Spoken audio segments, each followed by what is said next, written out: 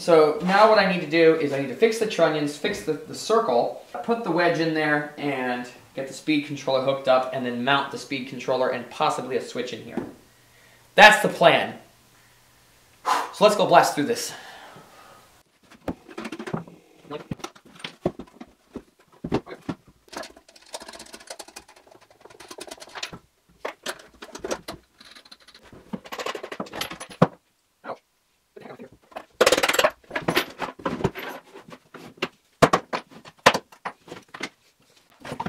These here equal each other, so we'll put that and that. This one here is the blade drill. Blade drills.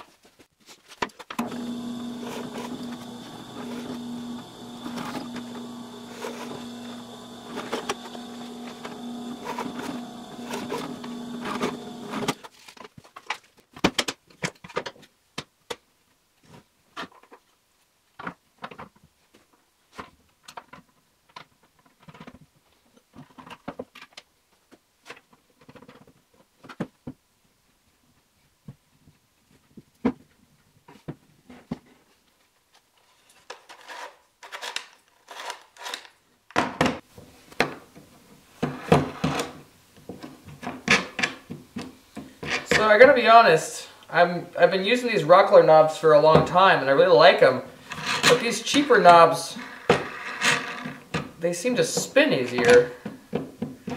Like these ones are nicer to touch because they're rubber. These ones are plastic, but it doesn't really hurt your hand or anything, so I don't know. I might just start going with these cheaper ones.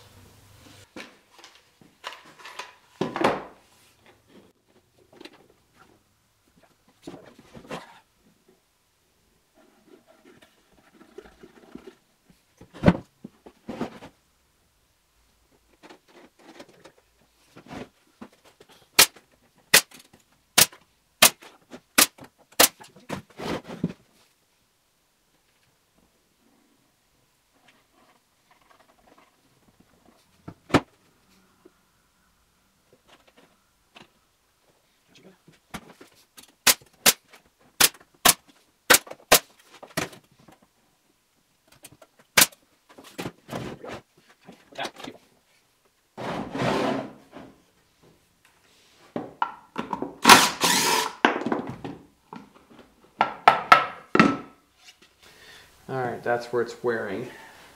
And this should keep it off of that a bit.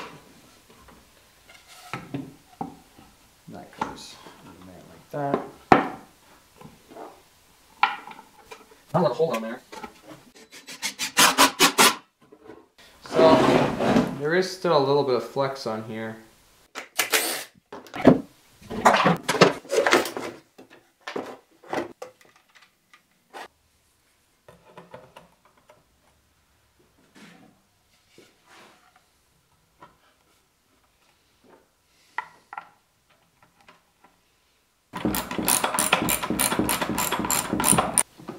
Oh wow. Okay. That actually, alright, that drastically increases the stability. So, circular saw blade, which I didn't really want to do, that's on the back now. So, I'm also noticing that there's a bit of a taper here. This side is wider than this side, so I'm going to have to change up my mounts a little bit, but that's not that big of a deal.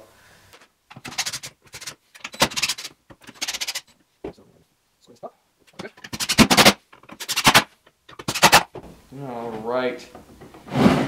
That is incredibly stable, and I will take it. Now we're going to work on the table.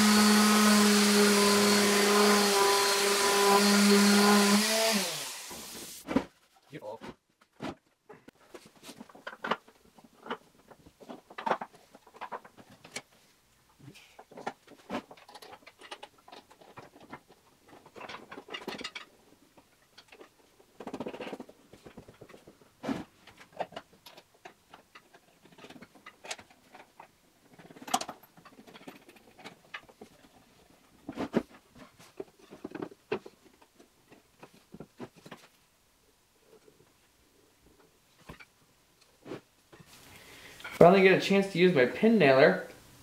If you haven't been following me on Instagram, then you probably don't know about this pin nailer. It's a lot of fun. Start following me on Instagram. You'll see exactly why that pin nailer is so awesome.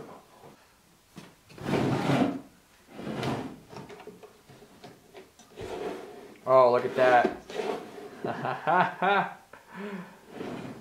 That works pretty well. That goes past 45. Nice. Because I don't have very much height here, I'm going to have to put this just like this. I don't really see many other options, so let's go ahead and... There.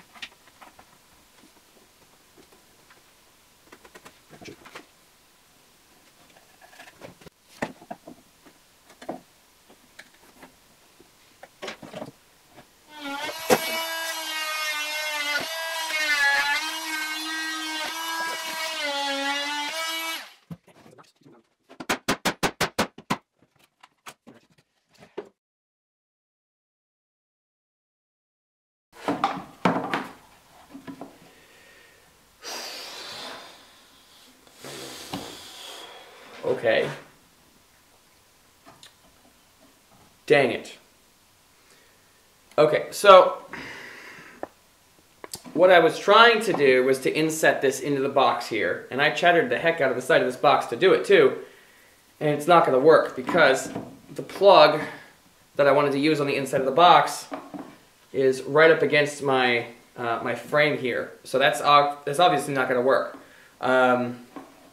And I can't point it down because there's no room on the bottom because I didn't build the box tall enough that direction either. And actually the board would still be in the way anyway. The only option that I see is to try this again. I'm going to inset the box here and then the plug will just be on top and then I won't have to actually run the cord out the back of the machine at all. So this will just be the cord that runs out the back.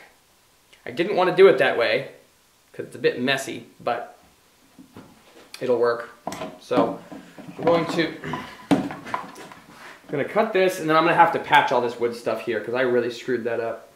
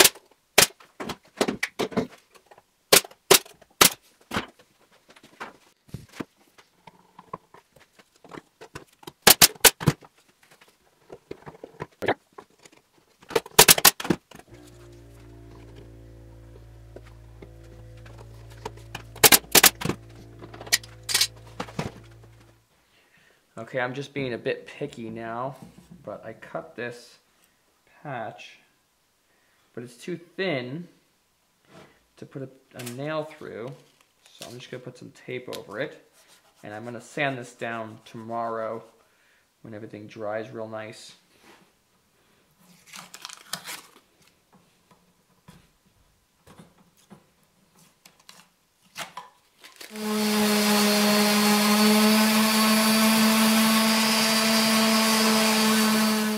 Okay, so I want this to sit in here just like this, and pushed forward just like that, and that'll look really nice.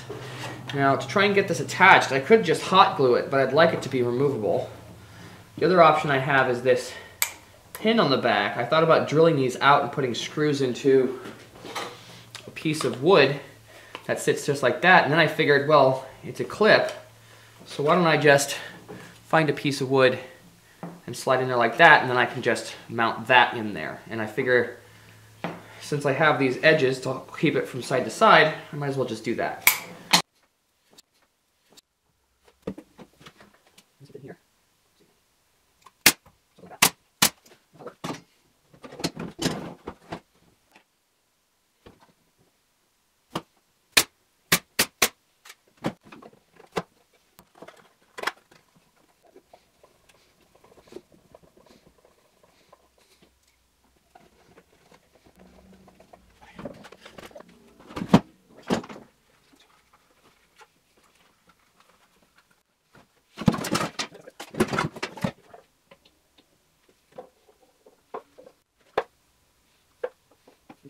Alright, so I went ahead and put the wire nuts on there for now. I might change that out to heat shrink later, basically everything is working now.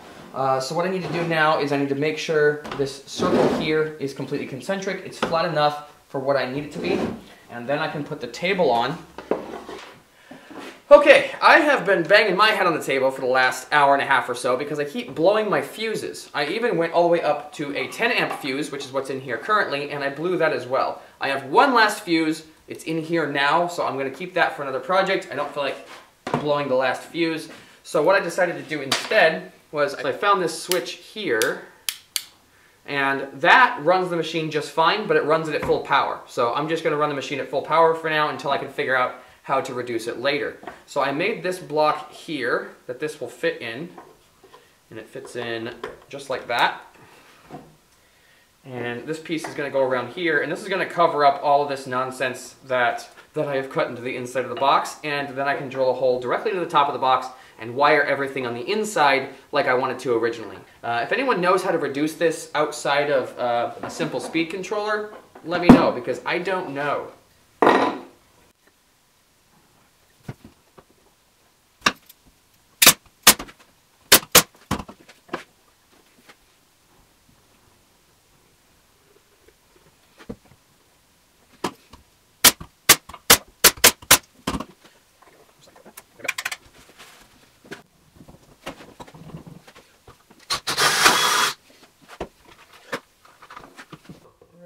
Right there.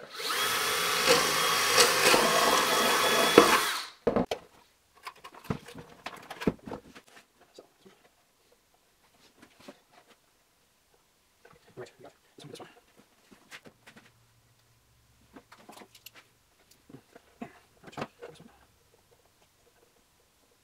This is the blue one.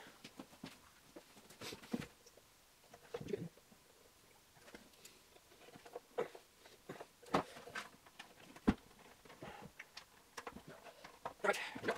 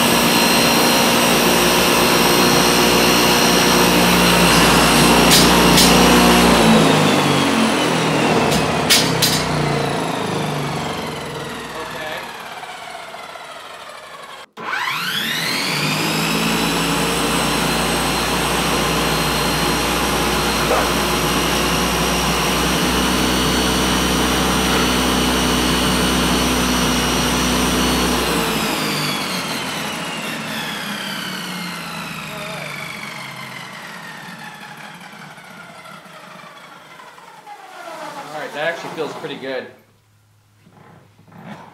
Not bad.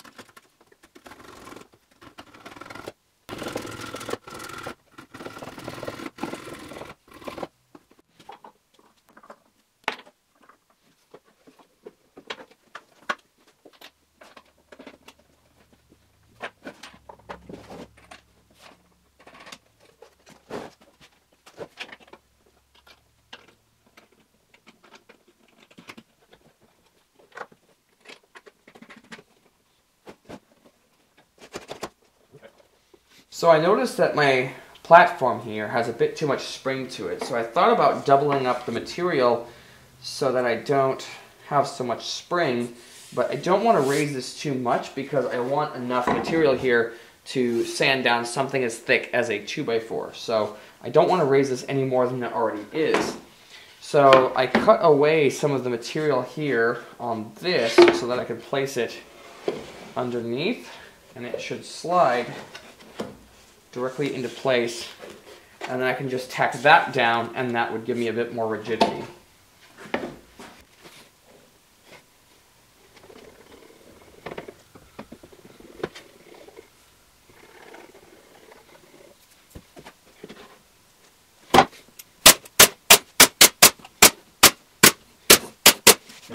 Now I had thought about chamfering this back edge so that it doesn't come in contact, but two things. One, it doesn't seem to come in contact, and also it doesn't matter anyway because if it did come in contact it would just get sanded away, so I'm not really too worried about that.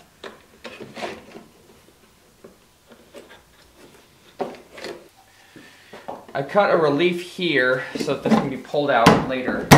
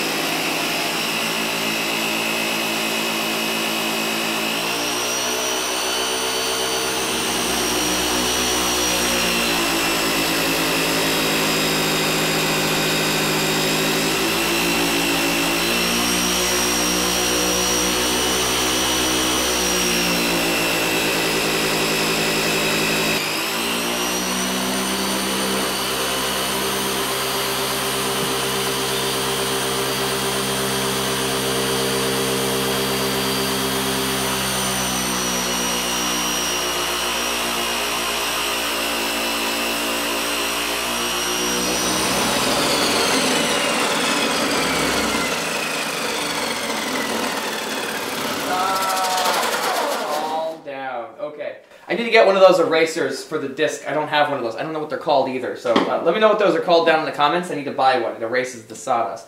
For future reference, if anyone is thinking about making something like a disc sander, a circular saw is generally going to be somewhere around 2 horsepower, and that's way more than you're going to need. If you're going to use a circular saw, you might as well go for something like a 20-inch. This is only 12-inch here, and 2 horses is way more than you need for that.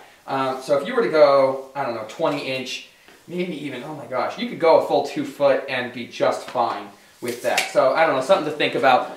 If I was going to do this project again, I would search for something like a 3/4 horsepower motor. That would be way more reasonable. This thing is just a little bit absurd and a little bit overpowered. This is, quite honestly, the most powerful tool in my shop right now. Let me know what you think of the video down in the comments. I'd love to hear any ideas you have, any ways of either improving this or making another one. I am considering making a second version of this because I have some other ideas of what I would like to do with this motor here. So I don't know if this is going to remain this way or if I'm going to do a 2.0 some point. So don't forget to like the video. Don't forget to share the video. I would love it if you could start sharing some of these videos. That would help me out a ton. And thank y'all for watching. Catch y'all next time.